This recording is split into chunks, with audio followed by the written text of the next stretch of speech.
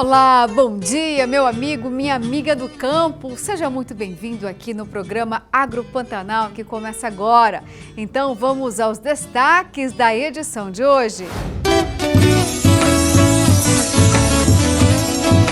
Na região norte de Mato Grosso, tem plantio de soja em áreas degradadas. Governo anuncia plano safra com mais de 250 bilhões de reais, montante maior que a passada. Fortalecimento da agricultura familiar através da produção de mel. Tudo isso no Papo com Café e uma entrevista especial. Agroturismo, série mostra os encantos da Estação Ecológica de Taiamã, em Mato Grosso. Prevenção, Corpo de Bombeiros e SEMA iniciam criação de aceiros no Parque Estadual Encontro das Águas. Famílias recebem títulos definitivos de assentamento rural em Cáceres. E claro, aquela receita saborosa para você fazer aí na sua casa ou na fazenda.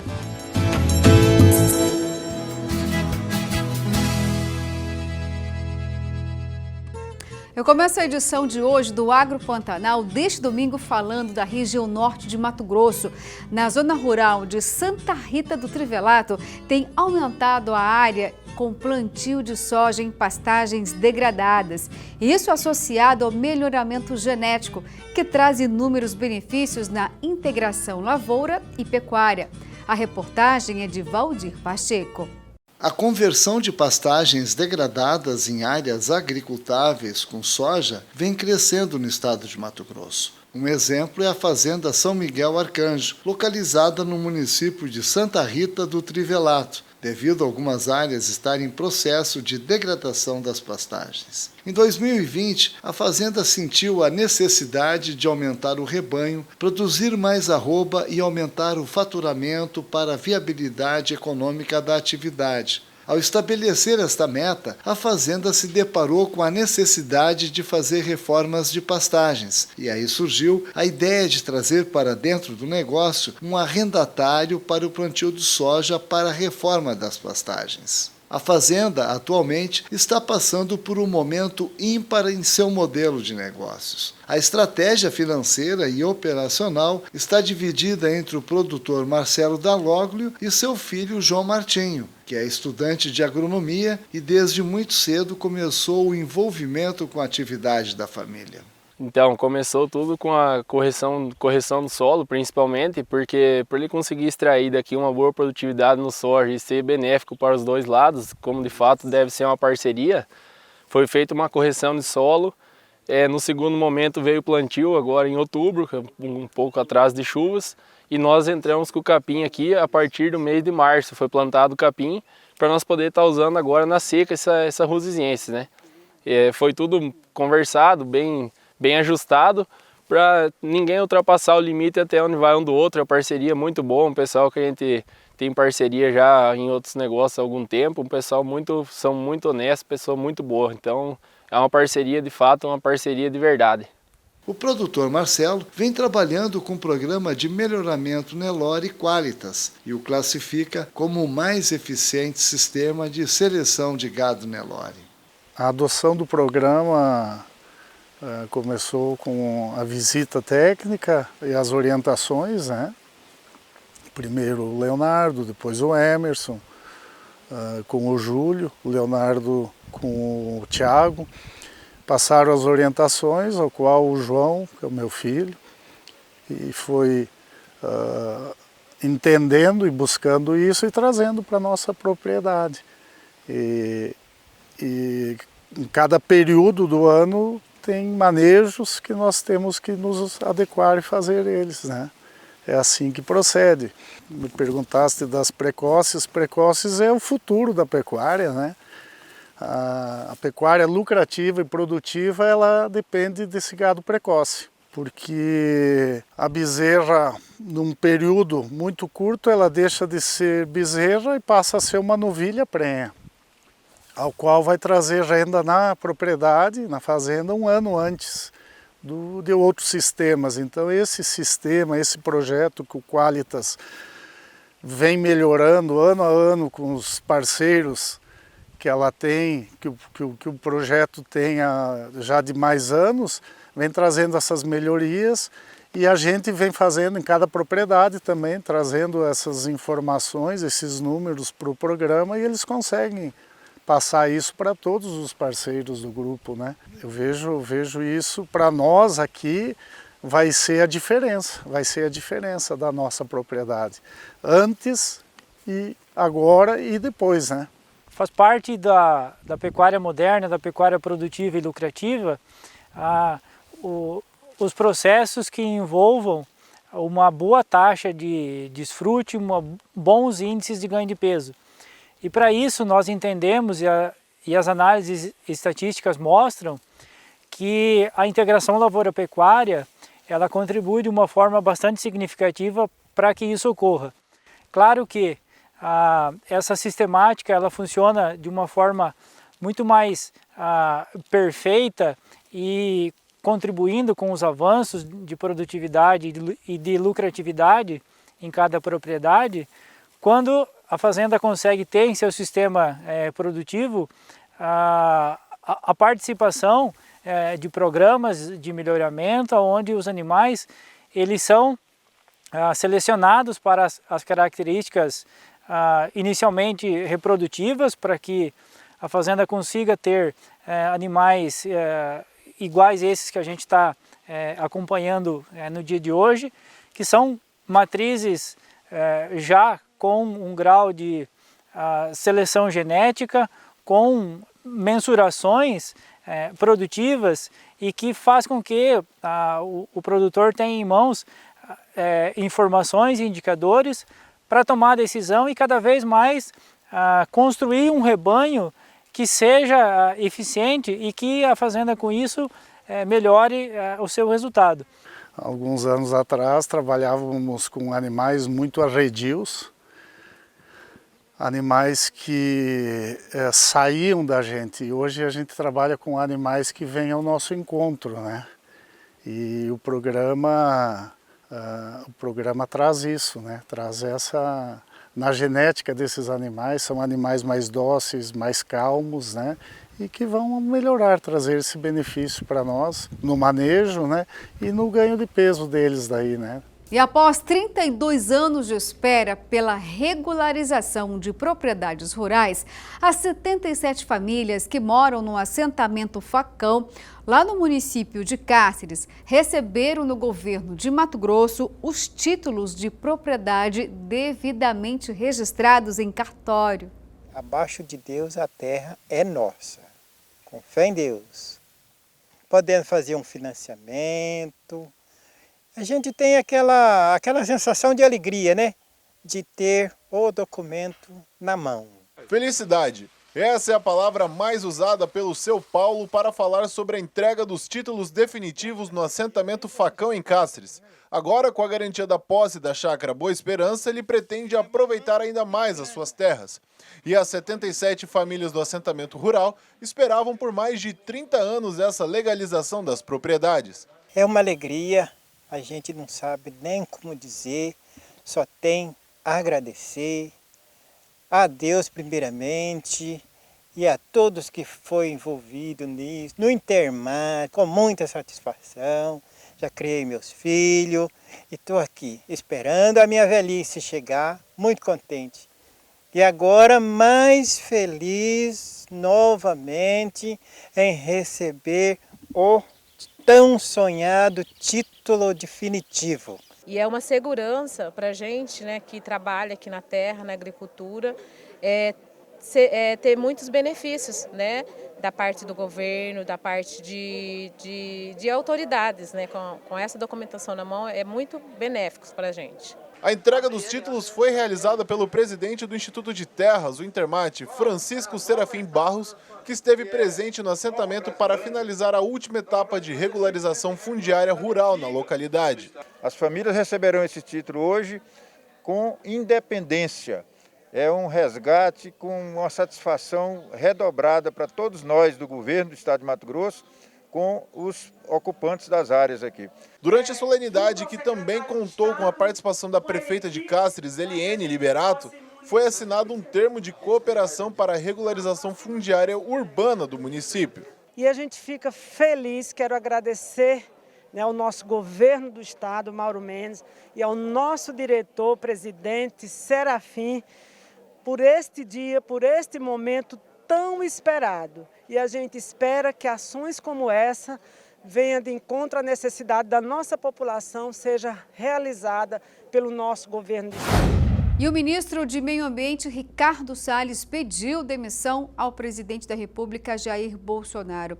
O ato de exoneração já foi publicado em Diário Oficial e já tem uma substituição para o ministro, é o secretário da Amazônia.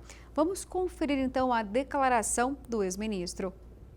Equilíbrio entre desenvolvimento econômico e preservação do meio ambiente, cuidado com todos os aspectos daquele ministério, ao mesmo tempo respeito também ao setor privado, ao agronegócio, ao produtor rural brasileiro, aos empresários de todos os setores, de mineração, imobiliário, setor industrial, a necessidade do Brasil ter as suas obras de infraestrutura, a necessidade do Brasil continuar sendo um grande líder do agronegócio. E os funcionários da Empaer que tentaram se aposentar tiveram uma surpresa nada agradável.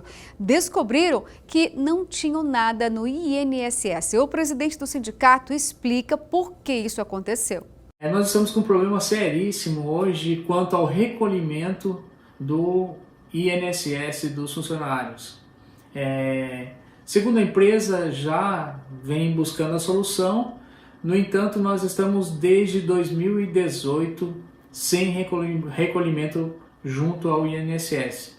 Esses descontos são feitos em folhas, são descontados e são repassados ao INSS. No entanto, como por exemplo, alguns colegas que já têm o tempo de contribuição e a idade para ser beneficiados com a aposentadoria, quando procuram o INSS, chegam lá e se surpreendem por não ter o tempo de contribuição no sistema do INSS. 61 colegas que adentraram na empresa por processo seletivo pós-Constituição de 88.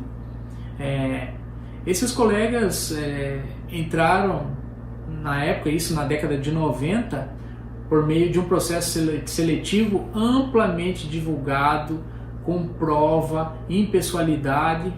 Dentre esses 30 anos que eles estão trabalhando, sempre com muita dignidade e dedicação, sempre pautados, a princípio, na legalidade. No entanto, fomos surpreendidos, agora há alguns meses, pelo governo, falando que o contrato desses colegas seria nulo, que já existia uma ação tramitada e que eles seriam desligados com o contrato nulo. Ação essa que eles nunca foram citados, nunca ninguém teve a oportunidade de se defender, nunca ninguém teve conhecimento disso. Vem pedindo encarecidamente para o governo, para a diretoria, que segurem essas demissões para que a gente consiga dar a legalidade a todas essas contratações, para que essas famílias, eu falo famílias que são 61 colegas que já têm as famílias formadas, que são arrimos de família. Nós temos colegas que são casais que estão prestes a ser mandados embora, com uma mão na frente e outra atrás. Você sabe que nós iremos jogar, literalmente, 61 famílias na rua.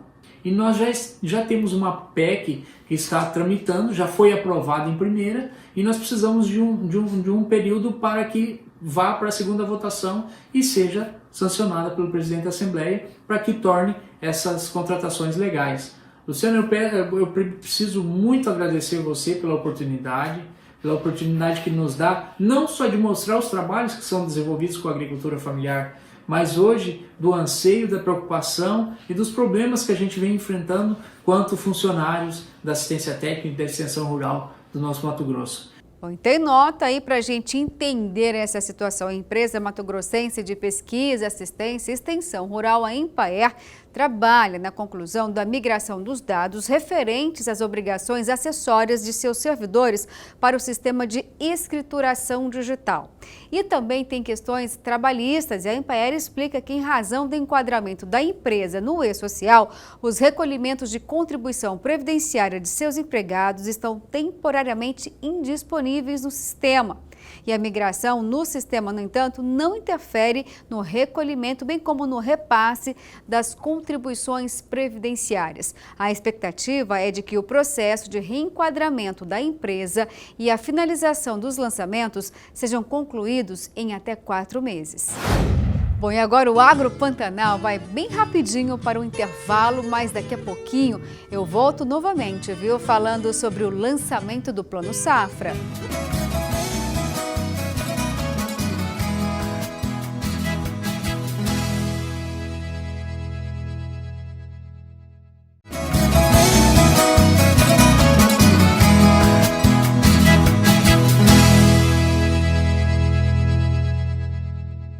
Bom, e temos novidades agora, viu? Porque o governo federal anunciou a liberação de mais de 250 bilhões de reais em financiamentos para produtores por meio do Plano Safra 2021-2022. O valor é 6,3% maior do que o anunciado na safra do ano passado, no Plano Safra do ano passado. Sobre este assunto, eu vou conversar agora com o Amado Oliveira, que é consultor técnico lá da Acrimate. Olá, bom dia, Amado. Seja muito bem-vindo aqui ao programa.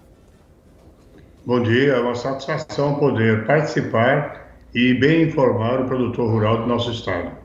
Agora, eu começo te perguntando, Amado, como é que o setor, você que está representando neste momento a pecuária, recebe esse montante em relação ao Plano Safra? É satisfatório? Era o que era aguardado ou não?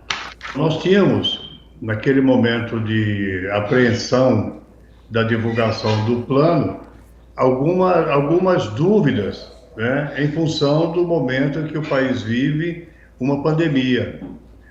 Onde a dificuldade financeira é muito grande, né, de todos os agentes, né, econômicos, tanto do setor público como do setor privado, e a gente tinha algumas dúvidas. Porém, o plano, para a pujança da economia do agronegócio brasileiro, para a importância dele, inclusive, no decorrer dessa pandemia, é claro que nós mereceríamos ter uma disponibilidade maior de recurso financeiro para fazer frente ao custeio e investimento do ano agrícola, né, 21-22.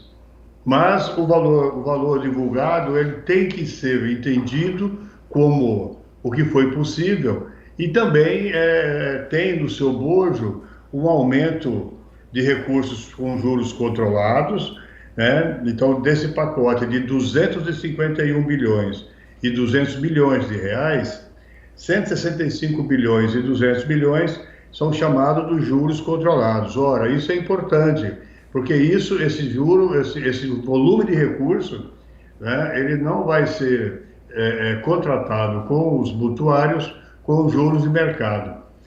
E com juros livres, a outra parcela, né, de 86 bilhões, é juro de mercado, é juro de banco, onde o Tesouro não faz, né, uma contrapartida financeira para reduzir. Então, nesse sentido, ele é positivo. Ele é positivo pelo seu montante global e é positivo pelo aumento do percentual de juros controlado, portanto, juro mais acessível para que o produtor rural continue colocando alimento na gôndola do supermercado e, finalmente, na mesa da sociedade brasileira e de países que compram o nosso produto.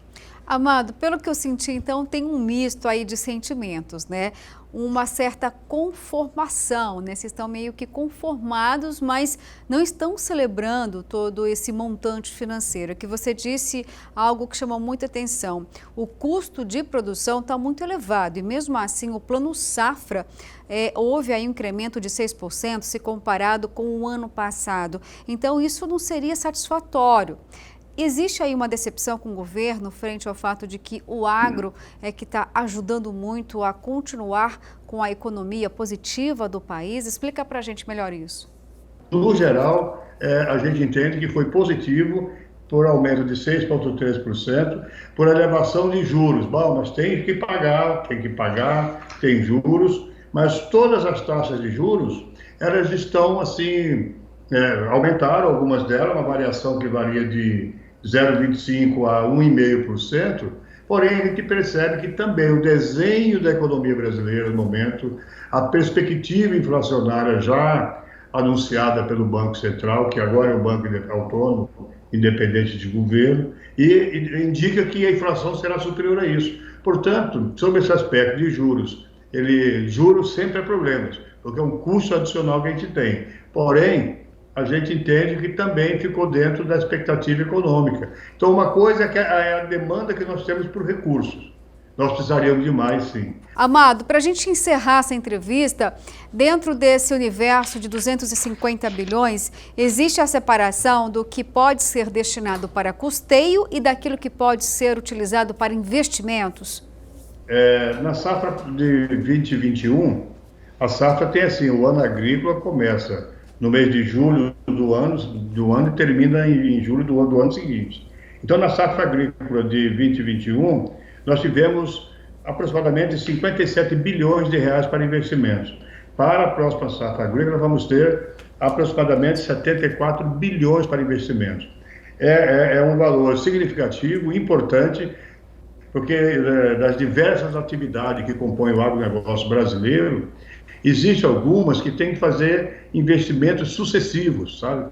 São máquinas que têm que ser substituídas para manter a produtividade, são equipamentos novos que surgem, têm que ser inseridos na atividade de diversas cadeias e têm que ser adquiridos.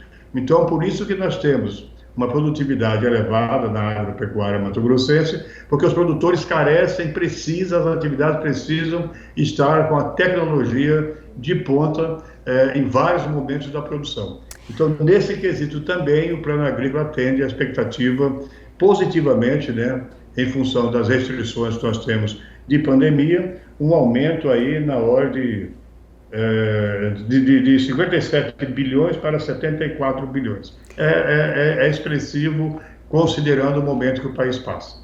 Amado, muito obrigada, viu, pelos seus esclarecimentos e até uma outra oportunidade para falarmos muito mais, viu? Obrigada. Nós falamos agora da pecuária, mas na semana passada mostramos aqui uma demanda muito importante em relação à ProSoja, que queria de fato mais incremento no Plano Safra para que os sojicultores pudessem ter condições financeiras de investirem na armazenagem de grãos. Portanto, aí fica o agro dizendo que tem o Plano Safra, ainda bem, mas o volume financeiro poderia ser maior. E ainda falando sobre crédito, a gente vai falar agora com o nosso consultor do agronegócio, Orleans Tikacheski, porque também tem aí uma outra liberação que é do FCO, o Fundo Constitucional de Financiamento do Centro-Oeste. Orleans, conta pra gente aí qual é o volume financeiro e tá fácil, hein, de conseguir o FCO. Bom dia para você. Bom dia, Luciana. Bom dia a você, nosso amigo produtor rural. É um prazer imenso estar com vocês novamente aqui no Agro Pantanal. E olha só, vamos falar um pouquinho hoje então do FCO. E a sua pergunta é muito pertinente, Luciana, porque veja bem, não está fácil aí as liberações, né? Eu já vou explicar um pouquinho o porquê. Mas primeiro vamos entender aí essa notícia, né? Circulou na última semana aí de 387 milhões de reais aí liberados pelo FCO, pelo Fundo de Financiamento ao Centro-Oeste, aqui no estado de Mato Grosso, aprovado pelo CODEM. Vejam bem, na verdade esse volume de recursos está sendo divulgado pelo CODEM aí como os valores aprovados, né, de cartas consultas e também aqueles valores que as instituições comunicam ao CODEM que estão financiando aos seus clientes, aos seus cooperados, nos casos das cooperativas de crédito. Mas para cada R$1 desse que tem aí previsto pelo CODEM, tem pelo menos R$2 ou R$3 aí na fila, né, de pessoas que tentam acessar o fundo e acabam não conseguindo. Pessoas essas que não têm acesso a crédito muitas vezes, micro e pequenos produtores, né? Vejam só, desses 387 milhões, nós tivemos aí 140 projetos apenas, né, aprovados, e desses 140 projetos, apenas 43 projetos para micro e pequenos produtores. Essa faixa, né, de pequenos produtores aí tem uma maior dificuldade no acesso ao crédito. Nós falamos disso algumas vezes aqui no programa e vamos voltar a falar aí no decorrer de 2021, mas são faixas da população que dificilmente terão acessos, né, ao FCO, e vários desses acabam parando na fila de uma instituição financeira. E vale ressaltar também, Luciana, que muitos produtores hoje não possuem conta, né, em bancos, e esse recurso ele é financiado aí, praticamente na totalidade hoje por banco público, né, que detém a maior parte do recurso e repassa esse dinheiro para outras instituições. Então os limites das outras instituições também são uma situação complicada, porque muitas vezes esse cliente da instituição financeira, ou esse cooperado de uma cooperativa de crédito, ele vai buscar o dinheiro lá na prateleira da instituição financeira e a instituição financeira não tem esse limite, né? Muitas vezes aprovado junto a essa instituição financeira pública que detém a maior parte deste recurso. Então é um volume interessante, sim, vai gerar aí mais de 1.300 empregos hoje aqui no estado de Mato Grosso, de forma direta ou indireta, mas é uma grande incógnita, né? Quantas pessoas aí poderiam ser atendidas num grande volume desse? E a nossa recomendação aí para você que é pequeno, que é microprodutor, procure uma assistência técnica especializada, né, na sua região, e procure uma instituição financeira que tenha aí limites para operar com essas linhas, FCO, BNDES, enfim, e outras linhas que possam ajudar no desenvolvimento da sua propriedade. Tá certo, Orleans. Obrigada aí, viu, pelas dicas falando do FCO. O Orleans estava um pouquinho sumido, mas agora ele voltou conosco novamente aqui no programa Agropantanal. E falamos muito de dinheiro, né? Plano Safra e também o FCO. Boa sorte aí, muito trabalho para o homem e a mulher do campo. Mas agora a gente vai para o nosso quadro Mito ou Verdade. Vamos saber a dúvida de hoje e tem a ver com frutas. Vamos saber então qual é a nossa pergunta aqui do Mito ou Verdade. Beber sumos de frutas é melhor para a saúde? Será verdade ou será um mito, hein? Daqui a pouquinho a gente vai saber essa resposta, porque agora vamos para um outro quadro aqui que você adora. Já sabe qual é, né? Então pegue a caneta e um papel na mão, anote aí.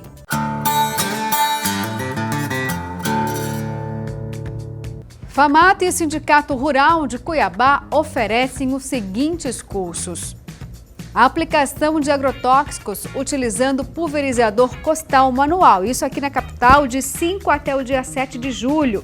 Tem curso de operação de tratores agrícolas também aqui na capital, de 5 até o dia 9 de julho também. Tem manutenção básica e operação de motosserra também aqui na capital, do dia 28/6 até o dia 2 de julho. Informações pelo 6536230554 e também tem o e-mail sindicuiabá@famato.org.br. E agora vamos para o intervalo, mas é bem rapidinho, viu? Na sequência, vamos trazer imagens espetaculares de uma série especial da Estação Ecológica Taimã, em Mato Grosso.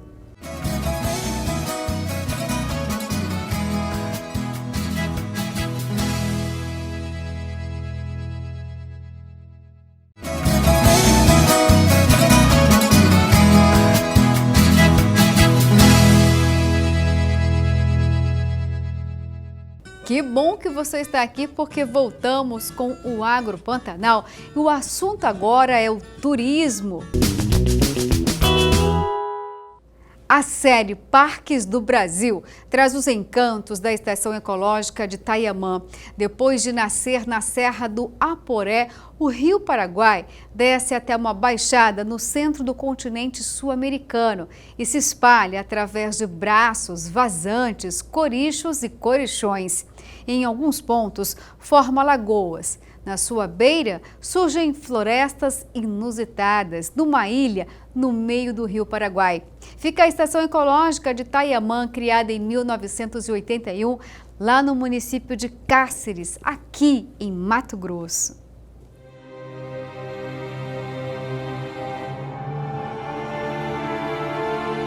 Depois de nascer na Serra do Aporé, o Rio Paraguai desce até uma baixada no centro do continente sul-americano e se espalha através de braços, vazantes, corichos e corichões. Em alguns pontos, forma lagoas. À sua beira surgem florestas inusitadas. E cria a maior planície alagada do planeta, o Pantanal.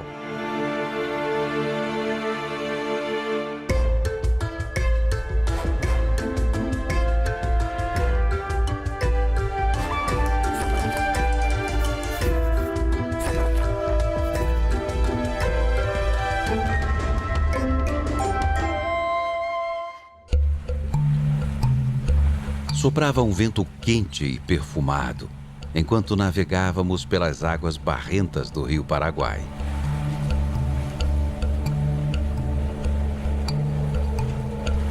A paisagem se modificava aos poucos, deixando para trás as marcas das atividades humanas.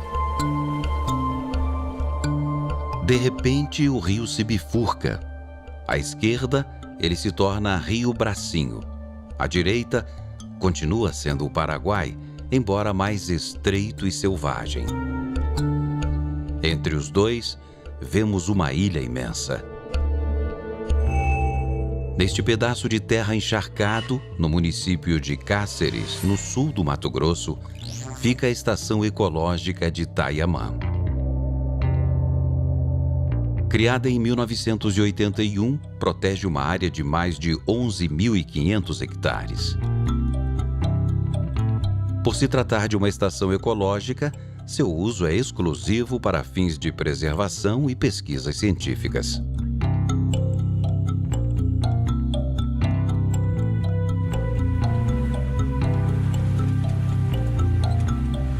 Percorremos a unidade em 2 períodos distintos. No primeiro, a estação chuvosa estava apenas começando.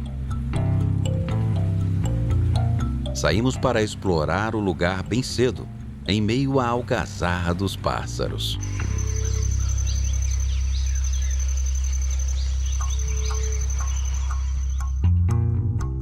A ilha de Itaiamã é coberta por campos inundáveis, além de lagoas rasas e capões de mata.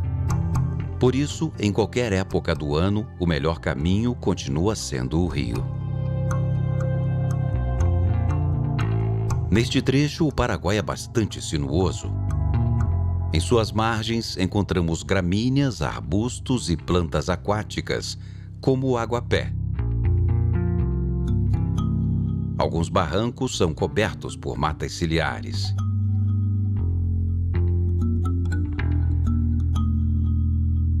Uma única árvore pode servir de morada para dezenas de pássaros, como os chechéus, que criam ninhais na beira do rio. Uma estratégia contra possíveis predadores. Bem próximo dali, um casal de cavalarias tomava banho.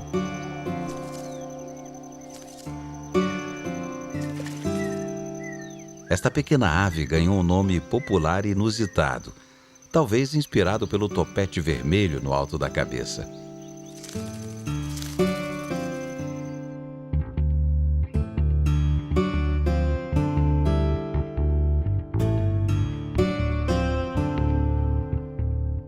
Em meio às plantas aquáticas, as jaçanãs procuravam alimento.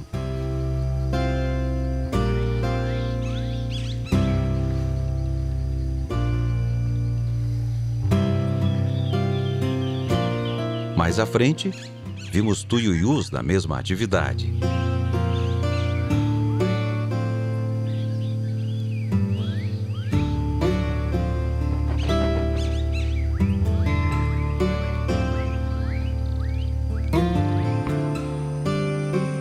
Na beira do rio, encontramos bandos de capivaras com até 20 indivíduos, liderados por machos que podem chegar aos 70 quilos de peso. Ao menor sinal de perigo, elas entram no rio.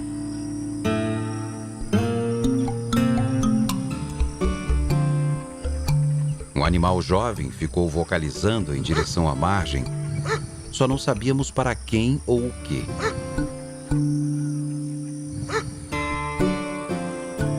De repente, surgiu uma enorme onça-pintada que parecia ter acabado de atravessar o rio. Incomodada com a nossa presença, ela desapareceu na vegetação.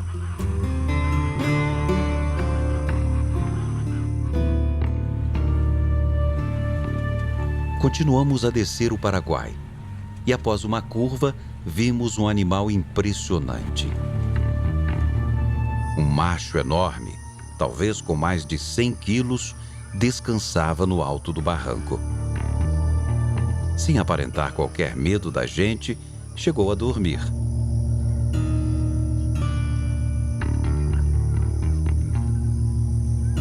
Ao despertar momentaneamente, ficou interessado num jacaré que passava.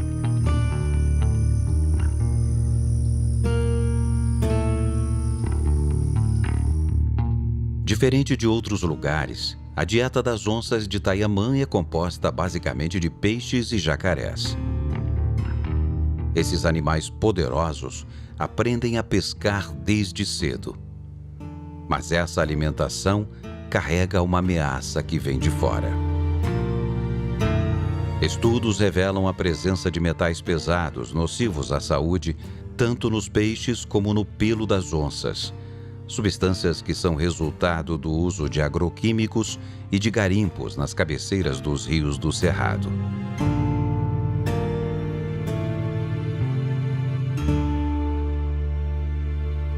E agora tem um trabalho do Corpo de Bombeiros e também da Secretaria de Meio Ambiente de Mato Grosso.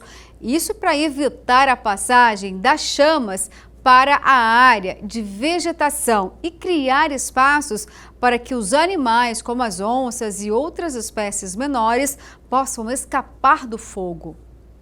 O Corpo de Bombeiros Militar de Mato Grosso e a Secretaria de Estado de Meio Ambiente trabalham na abertura de aceiros em pontos estratégicos do Pantanal, a exemplo do Parque Estadual Encontro das Águas, município de Poconé. Preocupados com o período de fogo que se aproxima, a Secretaria estabeleceu medidas de prevenção. E uma delas é a confecção de aceiros mecânicos aqui nos limites das unidades de conservação do Parque Estadual Encontro das Águas e, nesse momento, também da Estrada Parque Transpantaneira. Os aceiros são demarcações que formam uma espécie de corredor ao longo das cercas, onde a vegetação foi completamente eliminada da superfície do solo. A finalidade é prevenir o avanço do fogo durante a ocorrência de queimadas e assim ajudar animais como onças e outras espécies menores a escaparem das chamas. O Corpo de Bombeiros está auxiliando a SEMA, na execução do plano de prevenção do parque, na construção das linhas de defesa e de demais sistemas preventivos que vão auxiliar ali na mitigação dos focos de calor, na redução do risco de incêndio e até criando linhas de defesa para que a gente consiga combater de forma mais facilitada e melhorar esse combate aos incêndios aqui, caso ocorra alguma situação de risco esse ano aqui no Parque Estadual Encontro das Águas. O Parque Estadual Encontro das Águas está delimitado em uma área de 108 mil hectares e é considerado um dos locais preferidos pelos turistas para observação da onça pintada.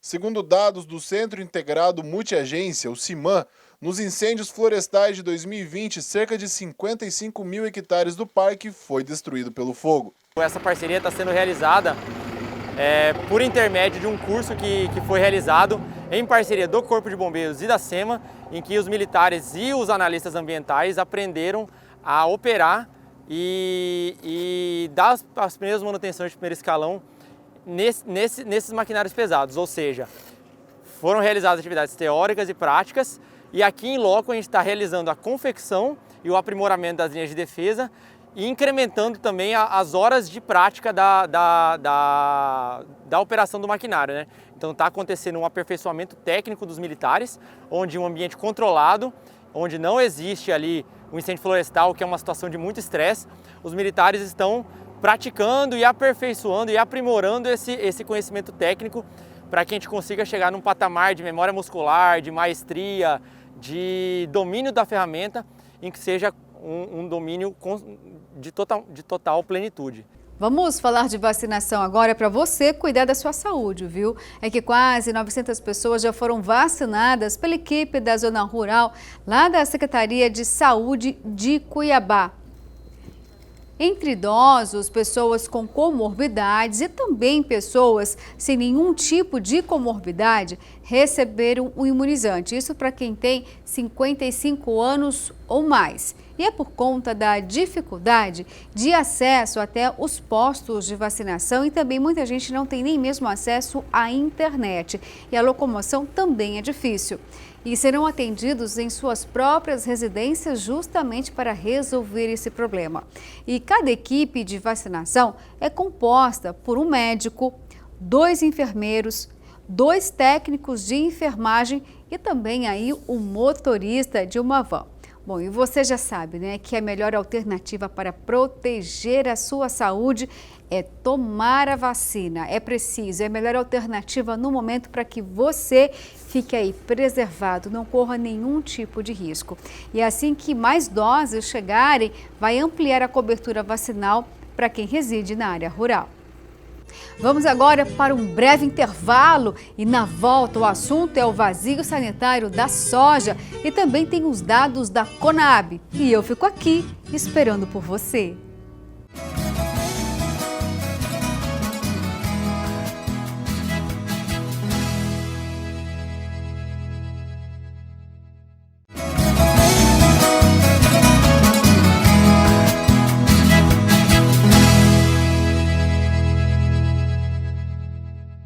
E o governo de Mato Grosso, por meio da Secretaria de Estado de Agricultura Familiar, iniciou um projeto para incentivar a ampliação da atividade apícola no estado.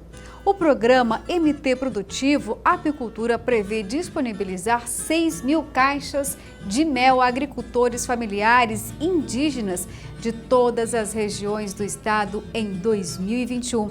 E sobre isso, nós vamos falar agora do nosso quadro Papo com Café.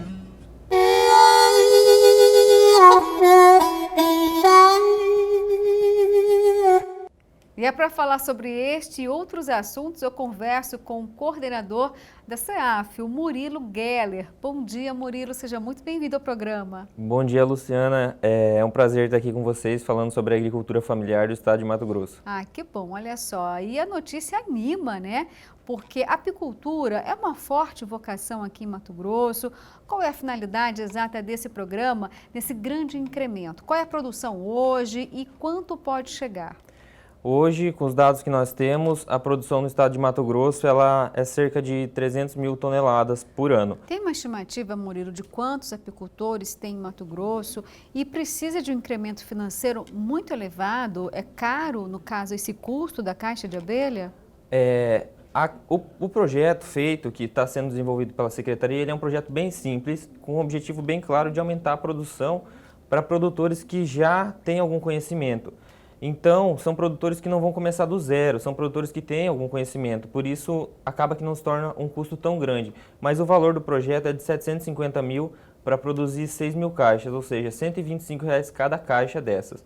Porém, a gente conseguiu, o governo do estado do Mato Grosso sempre buscando diminuir custos, uma caixa dessa ela sai por R$ 280, R$ 250 reais. Nós conseguimos, através do projeto, trazer esse custo para 125. Agora, qual é o perfil, né, dos apicultores? São de pequenas propriedades, médias? Certo, são produtores de pequenas propriedades que nem sempre vão ter a apicultura como sua principal fonte de renda.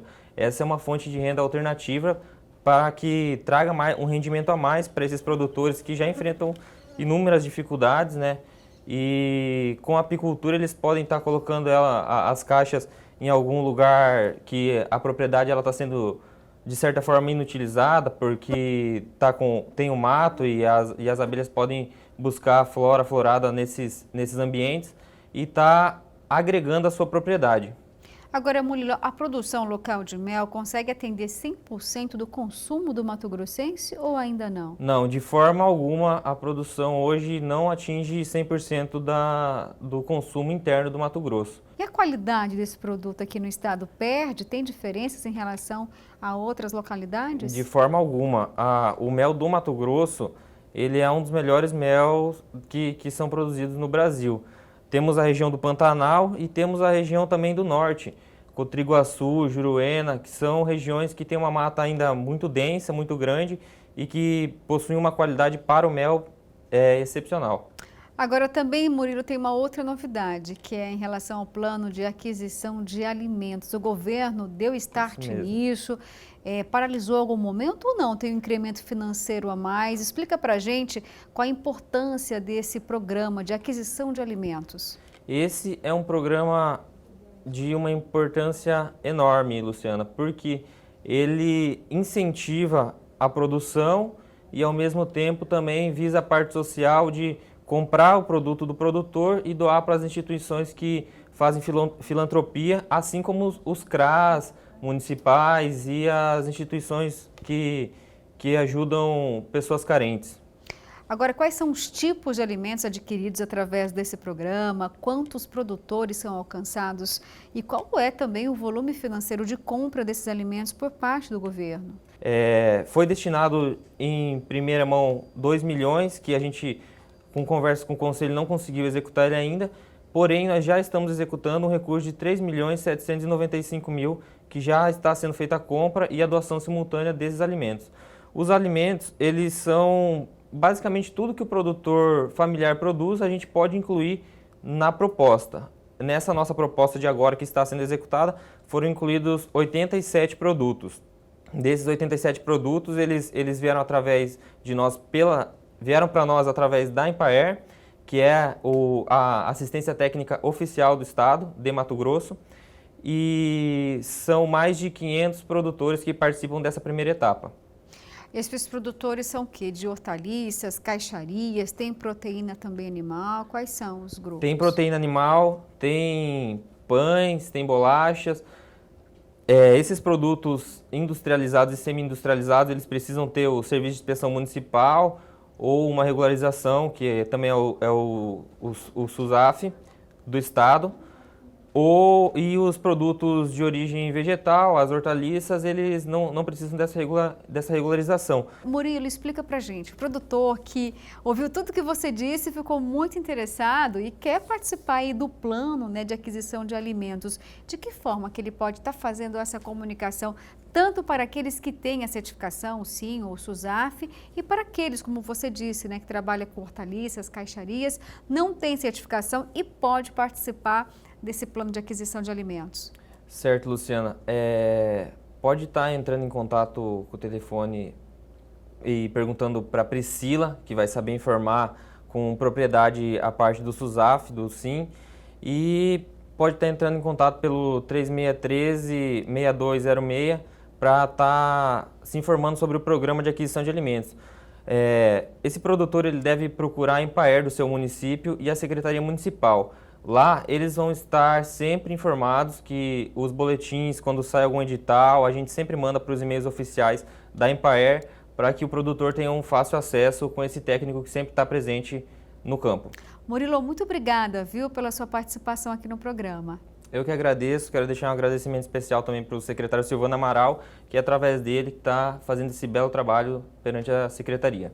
Tá certo, olha, agora a gente vai para aquele momento que você fica aí esperando com muita ansiedade, que também, olha, gente, já está batendo a fome, né? Domingão é um dia que a gente come mais, então, com certeza você vai adorar essa receita para repetir aí, na sua casa ou na fazenda. Vamos com os sabores do Cerrado.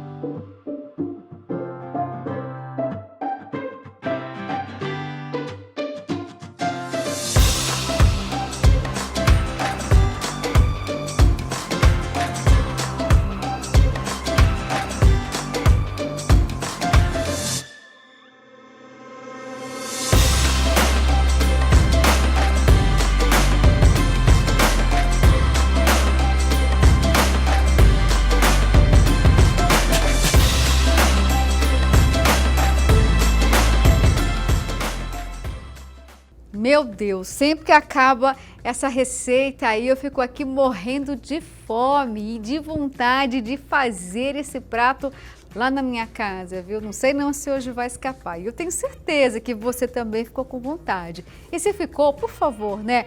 Faça, porque é uma receita maravilhosa, muito saborosa. Bom, e agora a gente vai falar ainda de alimento, né? Que vamos agora para o nosso quadro Mito ou Verdade desse domingão. Vamos relembrar mesmo qual era o questionamento? Olha só, mito ou verdade, beber sumos de frutas é melhor para a saúde? Vamos para a resposta. É mito, gente, olha só. É que os sumos de fruta não têm a fibra para inibir a absorção da frutose e evitar assim a elevação súbita da glicemia. Portanto, então, atenção, viu? Tenho certeza que essa resposta aí você não esperava, não. E olha, já acabou aqui o nosso programa Agro Pantanal deste domingo, mas na semana que vem estarei aqui de volta trazendo para você a melhor informação, o Agronotícia de preferência de todo o estado de Mato Grosso. Tenham todos um excelente domingo e até semana que vem. Tchau, gente!